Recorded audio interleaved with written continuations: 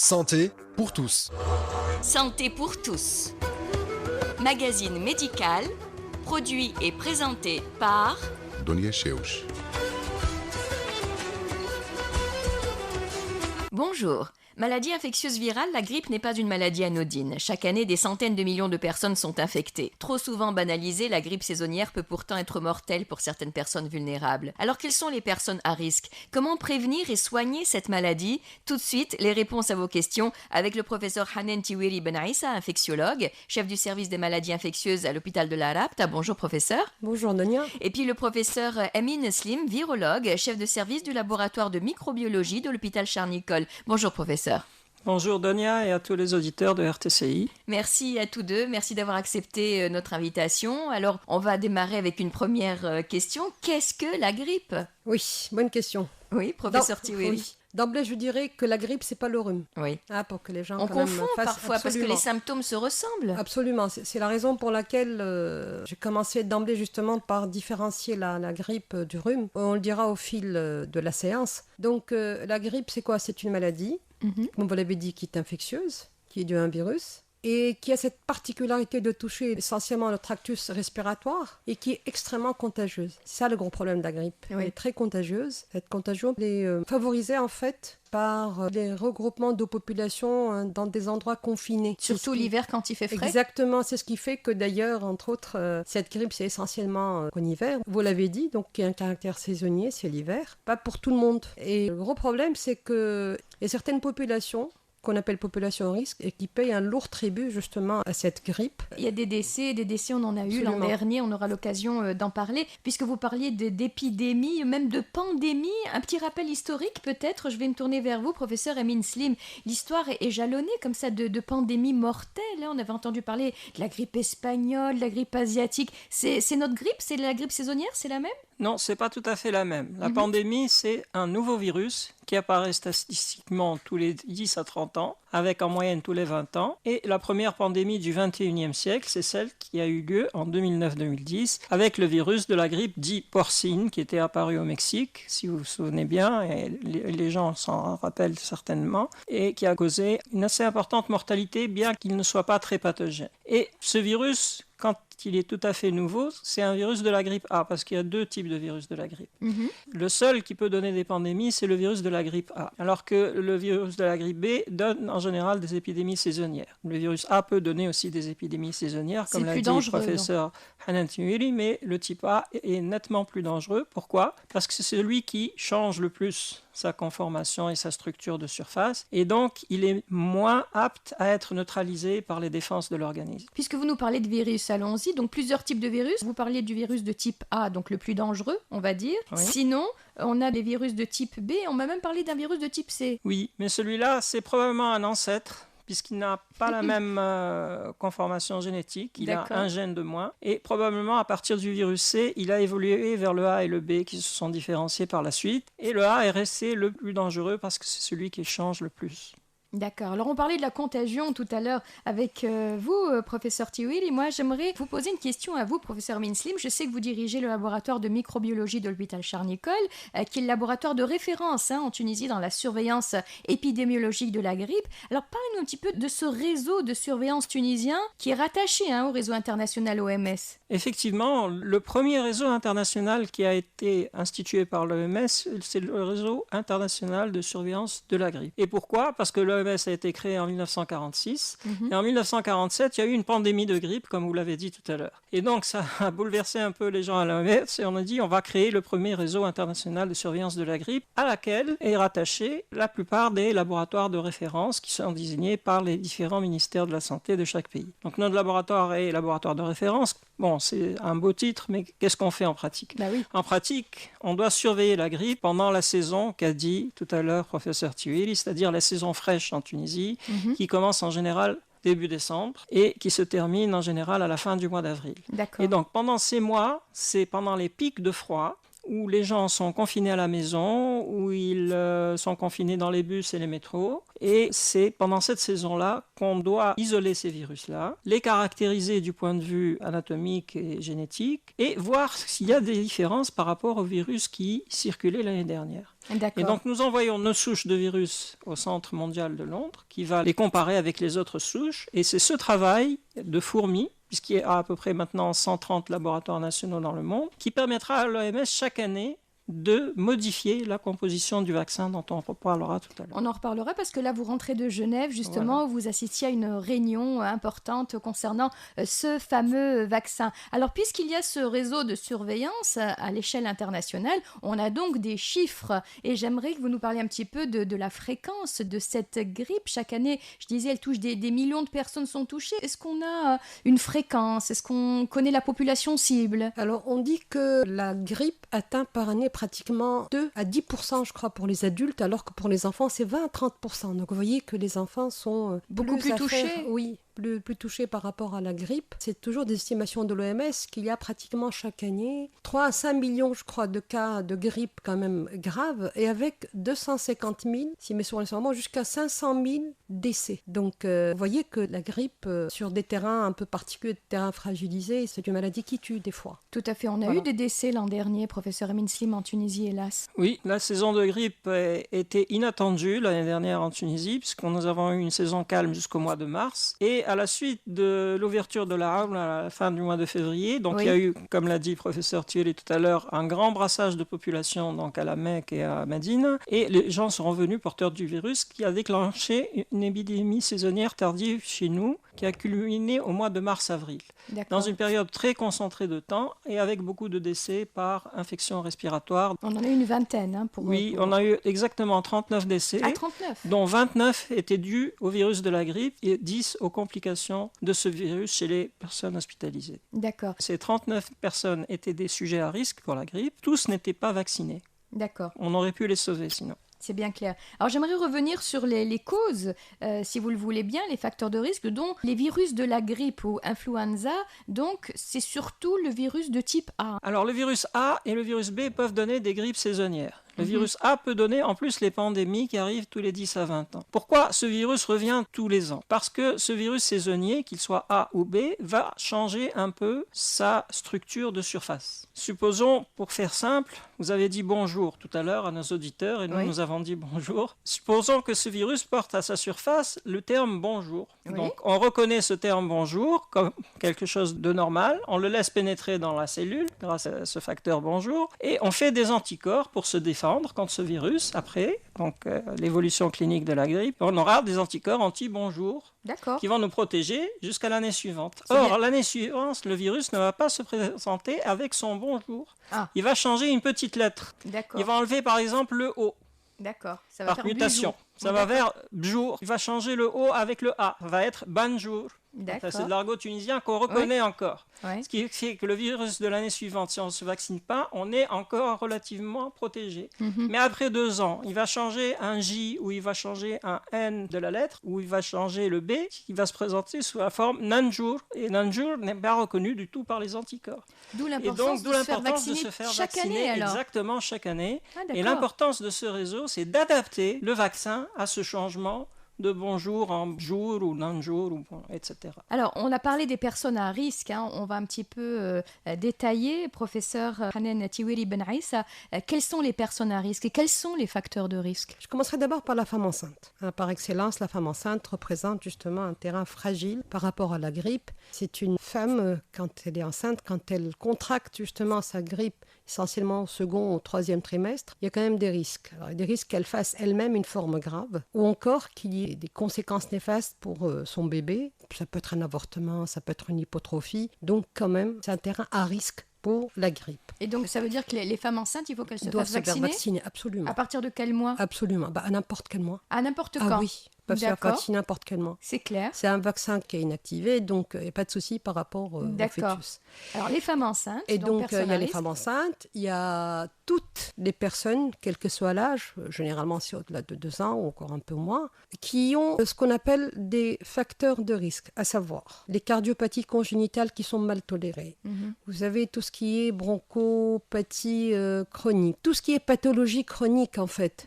Même le diabète alors? Oui, certainement, tout ce qui ont des cardiopathies, genre des valvulopathies chroniques, les asthmatiques, les insuffisants respirateurs chroniques, les bronchopathes chroniques. D'accord. La bronchopathie justement chronique obstructive Oui. est un terrain, alors là, très très fragile par rapport à cette grippe. Il y a des complications dont on parlera peut-être tout à l'heure. Alors, il n'y a pas que ça. Bien sûr, il y a les maladies hématologiques telles que les drépanocytoses, les thalassémiques. En fait, on va dire toutes les personnes qui, ouais. Par exemple, ont l'immunité affaiblie aussi. Absolument. Oui. Ceux qui ont justement un déficit de l'immunité cellulaire, tels que, entre autres, les personnes qui sont infectées par le rétrovirus, par le VIH, Oui.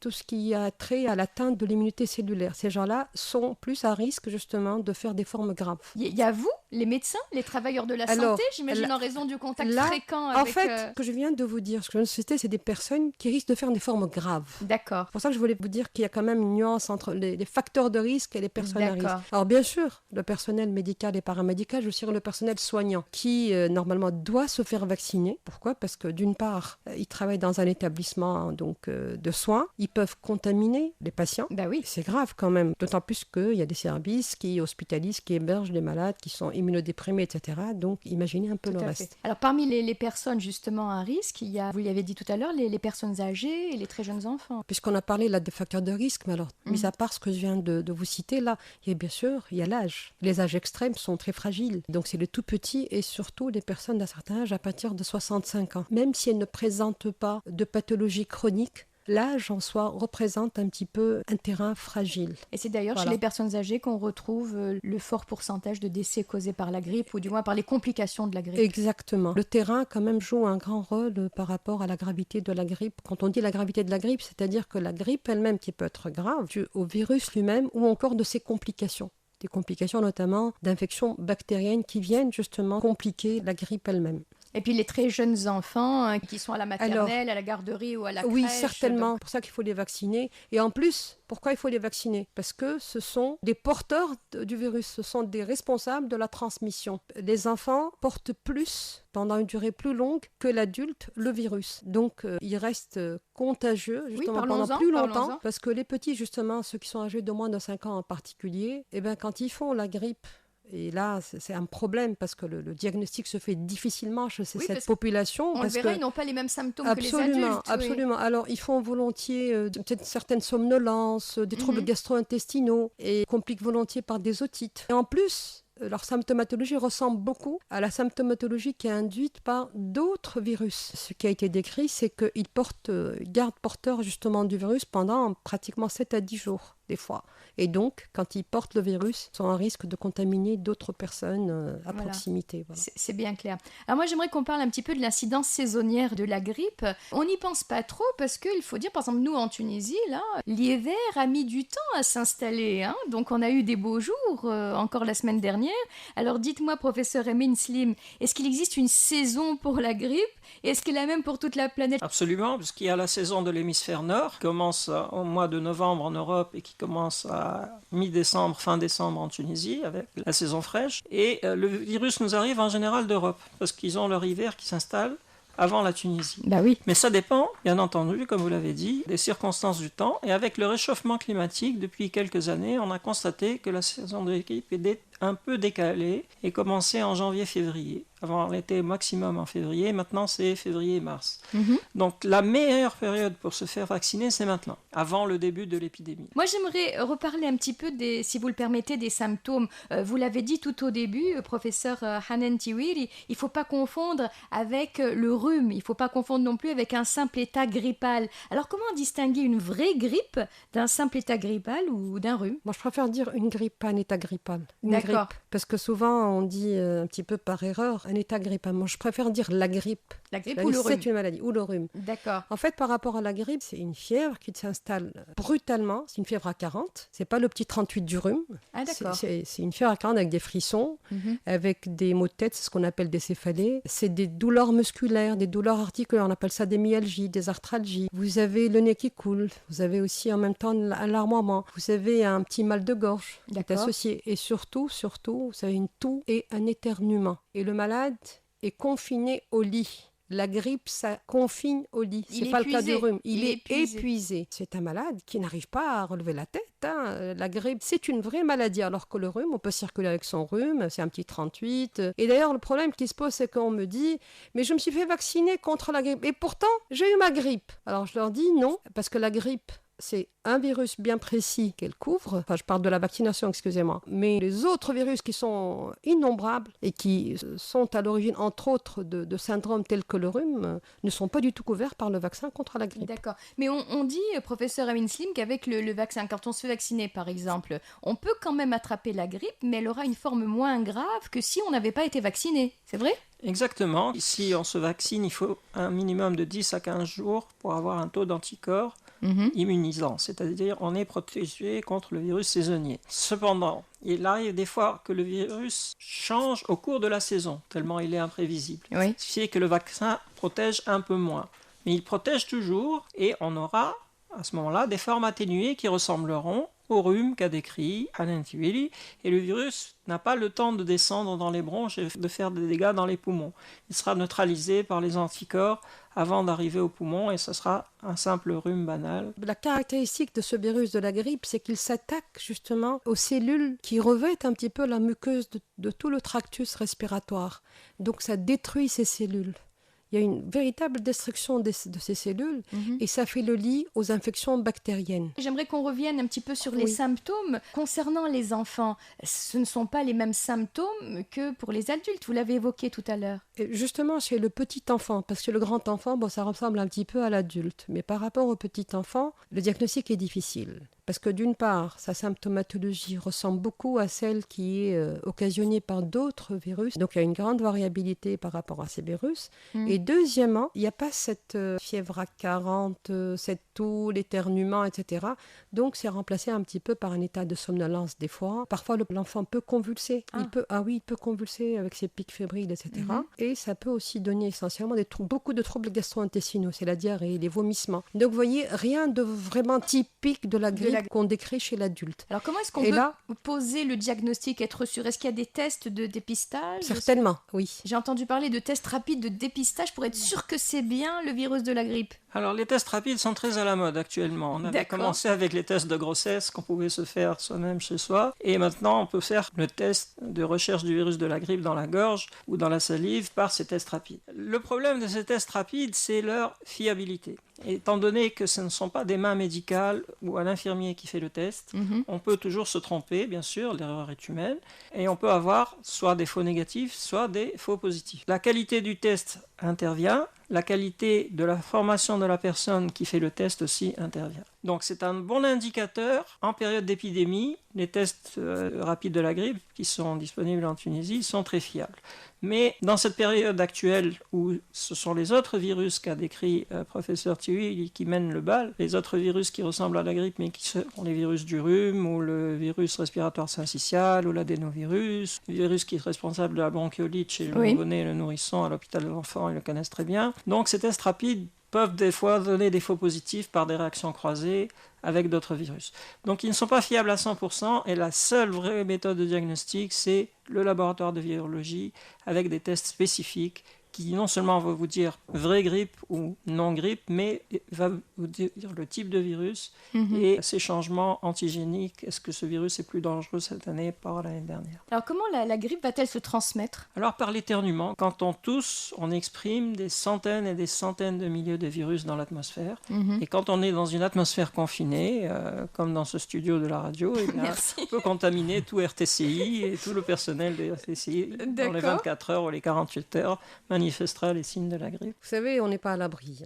C'est des microgouttelettes en plus qui restent un petit peu. Alors c'est un virus qui résiste un petit peu justement au dessèchement, à telle enseigne que chez les enfants ou chez les adultes qui ont fait une grippe, ce virus, vous savez, on touche un petit peu le visage, etc.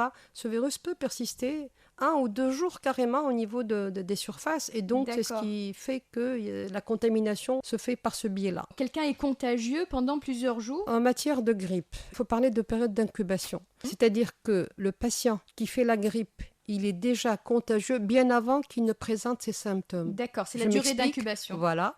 Donc, 1 à 12 jours avant, il est contagieux même si il n'a pas ses symptômes et il reste, je parle de l'adulte là, il reste contagieux pendant pratiquement 5 jours en plus. Donc, c'est généralement 7-8 jours qu'il reste contagieux. Et pour l'enfant, et je l'ai dit au début de l'émission, il reste un peu plus porteur de ce virus, donc il est plus contagieux que l'adulte. Alors si l'on parlait un peu des méfaits de la grippe, la grippe elle fait peur parce qu'il y a des risques pour la santé. Quels sont ces risques? Quelles sont ces complications qui peuvent intervenir? Alors oui, effectivement. Alors vous voyez que jusque-là on n'a parlé que de l'appareil respiratoire. Oui. Sauf que le virus de la grippe, il peut toucher d'autres organes. Ça peut entraîner une méningite. Ça peut entraîner ce qu'on appelle la grippe intestinale, entre guillemets. Donc ça peut donner une diarrhée, etc. Ça peut donner d'autres troubles. Donc si vous voulez, c'est une maladie qui est un petit peu presque systémique, je dirais. Alors, il y a 2 types de complications. Il y a des complications qui sont dues au virus lui-même. Il y a des souches virulentes qui donnent des tableaux d'insuffisance respiratoire. Et donc, ce sont des malades, parfois même des jeunes, qui sont hospitalisés. Donc, c'est le virus lui-même qui est à l'origine de ces formes graves. La femme enceinte, tiens. Oui. Parce qu'on en parlait, la femme enceinte risque justement de faire des formes graves. On parlait de terrain tout à l'heure. Entre autres, il y a cette première forme. Et puis, vous avez les surinfections bactériennes. Et c'est là que l'antibiothérapie intervient. Une otite, une sinusite, des pneumopathies. Carrément, des pneumopathies, mais qui sont dues à des bactéries. Et pour les personnes âgées, de grosses infections pulmonaires, des pneumopathies. Voilà, exactement. Qui peuvent être et fatales. alors, ce qui paie aussi à leur tribut, ce sont les bronchopathes chroniques obstructives. Donc, ils font des surinfections et la grippe risque d'être assez sévère chez ces personnes-là. Alors justement, comment on va prendre en charge la grippe? Là, vous avez parlé d'antibiotiques, mais les antibiotiques, c'est lorsqu'il y a une surinfection bactérienne. Absolument. Sinon, les virus, non, pas d'antibiotiques pour les virus, on le rappelle, professeur Eminsley. Absolument. D'ailleurs, il y a des spots qui ont été faits en Tunisie à l'occasion de la pandémie de 2009-2010 parce que les gens se sont précipités sur les antibiotiques. On a dit stop antibiotiques, c'est pas avec ça que vous allez guérir de la grippe. Par contre, il y a des médicaments maintenant spécifiques au virus de la grippe qu'on appelle les anti-neuraminidase. Alors, comment on soigne une grippe? C'est très simple. Oui. Les recettes de nos grands-mères, en fait. Les bonnes tisanes. Parce que ce qu'il faut par rapport à la grippe, il faut une bonne hydratation. Vous savez que quand on a le nez qui est un petit peu sec, une muqueuse qui est sèche, voilà, justement, alors cette muqueuse ne joue plus son rôle de protection et donc les virus pénètrent facilement. Il faut hydrater aussi bien le nez que l'hydratation. On boit beaucoup d'eau, des tisanes, du paracétamol quand la fièvre est mal tolérée. Mais sinon, vous savez qu'une fièvre à 40, justement, ça peut tuer le virus. Donc au contraire. Mais bon, par rapport au confort du patient, on préfère donner quelque chose qui fasse baisser la température et le repos. Garder le et lit, le donc. repos. Voilà. Et le repos. Surtout pas d'antibiothérapie, surtout pas d'automédication par des antibiotiques. D'accord. Et alors le problème qui se pose, c'est que là, alors vous allez me dire quand est-ce qu'il va aller avoir son toubib? Parce que normalement, on peut se soigner soi-même. À la maison. Les petits moyens habituels, etc. Et ça dure combien de temps? Il faut se reposer pendant combien de temps? Vous savez, moi j'ai fait une grippe l'année dernière parce que je ne suis pas fait vacciner. J'ai gardé le lit pratiquement pendant une semaine. Mais là, je vais me faire vacciner. On reste à la maison, oui. On reste à la maison. Alors, des fois, on est obligé d'aller voir le médecin. Quand est-ce qu'on doit aller voir son médecin? Quand la fièvre persiste au-delà de 72 heures, au-delà du 4e jour, là, on se dit, il y a problème. On va aller voir son médecin. Et c'est lui qui va diagnostiquer s'il y a une surinfection bactérienne. Et c'est à lui et à lui seul de prescrire éventuellement des antibiotiques si le malade en nécessite. Mais des fois, les gens se précipitent chez le médecin parce qu'il y a une épidémie de grippe qui sévit. Alors certains s'affolent en voyant les cas se multiplier autour d'eux. Ils ne se sont pas fait vacciner et pour eux, il n'est pas question de s'arrêter de travailler, par exemple. Alors, on parle beaucoup des antiviraux. Ils interviennent là? C'est quoi les antiviraux? Alors, les antiviraux, en fait, il y a 2 types d'antiviraux. Il y a les antiprotéines M2, c'est comme la mantadine. On va rester dans les généralités, si la vous le permettez. mantadine et les antineuraminidase, les inhibiteurs de la neuraminidase. Et le chef de file, en fait, c'est l'oseltamivir. Oui. Alors, en fait, ce sont des molécules, enfin, c'est un traitement que l'on prescrit chez des personnes bien déterminées. Soit ce sont des personnes à risque, comme on l'a dit, qui ont été en contact justement avec quelqu'un qui a la grippe. Ce traitement-là doit être démarré le plus tôt possible, dans les 48 premières heures s'il le faut. D'accord. Et ça fait diminuer, ça fait raccourcir justement la durée de la grippe. Ça évite justement que la symptomatologie ne soit importante. Ça évite un petit peu les complications de ce fait. Et donc, ce sont des personnes bien déterminées qui nécessitent ce traitement-là. Les personnes que je vous ai citées tout à l'heure, entre autres. C'est bien clair. Alors, sinon, donc le repos à la maison, vous l'avez dit, et boire énormément. Et puis, ce qui est important, c'est essayer de ne pas en contaminer d'autres. Ça, c'est très important. Bien se se laver les mains quand on éternue ou quand on se mouche. On couvre carrément le nez, la bouche et le mouchoir qu'on a utilisé, il faut le jeter carrément dans un endroit, dans un sac qui soit fermé, etc. C'est pour bien ne pas. clair. Et puis en plus, vous savez que la transmission peut se faire justement par les objets. Pareil, donc bien nettoyer les objets. Bien nettoyer le clavier, la souris de Absolument, l'ordinateur, tout à fait. le jouet pour l'enfant, les poignées des portes, etc. Bien nettoyer. La solution hydroalcoolique, tant qu'à faire.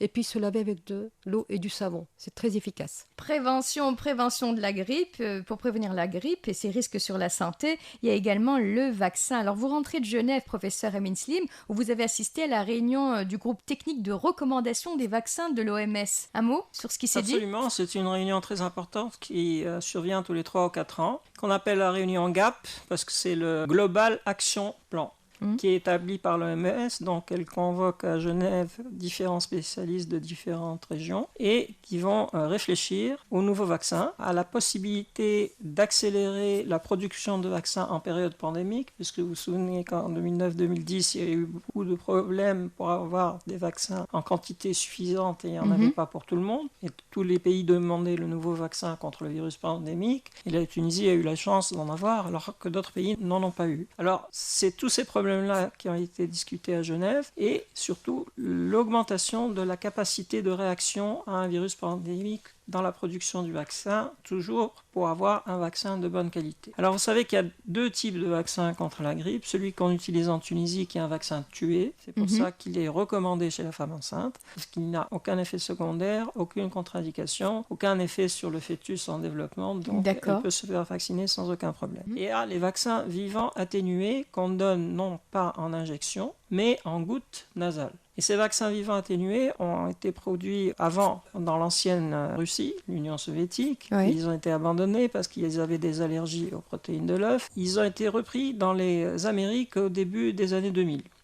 Et malheureusement, ils ne sont pas encore bien au point parce qu'il y a une étude qui a été faite au Canada l'année dernière et qui a dit que ces vaccins ne protégeaient pas suffisamment, surtout les jeunes enfants qui sont un réservoir, comme l'a dit le professeur Tueli tout à l'heure. Donc pour le moment, nous avons des pistes pour fabriquer des nouveaux vaccins, en particulier un vaccin universel qui va protéger contre tous les virus de la grippe. Donc il est au stade préclinique et au stade de pré-test. Et j'espère qu'à l'horizon 2020, donc il sera prêt et ça résoudra pas mal de problèmes. Mais ce vaccin universel, dans la mesure où il y a une mutation chaque année... Parce que justement, ce vaccin ne va pas porter sur les antigènes de surface qui changent, mais sur les antigènes internes qui sont beaucoup plus stables. Et donc, si on arrive à obtenir des anticorps neutralisants contre ces antigènes plus stables de l'intérieur du virus, ça sera protecteur contre toutes les souches de virus A et B. Malheureusement, ce n'est pas encore au point et il faudra attendre 2020. En attendant, on fait comme la fable de La Fontaine, le lièvre et la tortue. Donc le vaccin essaye de rattraper son retard chaque année et c'est pour ça qu'on doit changer la composition en espérant que le virus ne change pas beaucoup chaque année. Alors finalement, votre recommandation, il faut se faire vacciner? Absolument. Je me souviens qu'Arnold Schwarzenegger, l'acteur connu, quand il faisait sa campagne pour être élu gouverneur de Californie, et son mot d'ordre c'était taxe, taxe, taxe, c'est-à-dire je vais vous diminuer les taxes. Et moi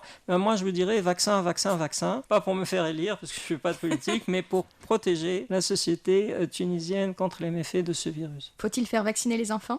Absolument. Nous, ce que nous recommandons au niveau du comité technique national, c'est de vacciner les enfants de 2 à 5 ans. Parce qu'on ne peut pas vacciner tous les enfants. Ce serait une surcharge budgétaire trop importante pour le ministère de la Santé. Les sujets de plus de 65 ans, les sujets qui ont des problèmes pulmonaires, les asthmatiques, ceux qui ont des problèmes cardiaques, rénaux, intestinaux, les diabétiques qui peuvent déséquilibrer leur diabète.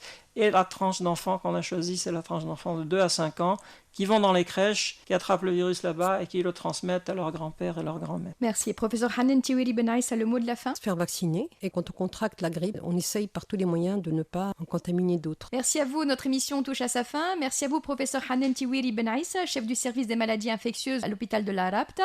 Merci à vous, professeur Amin Slim, chef de service du laboratoire de microbiologie de l'hôpital Charles-Nicolle. Merci à vous de nous avoir suivis et surtout, bonne santé à tous. Santé pour tous. Santé pour tous. Magazine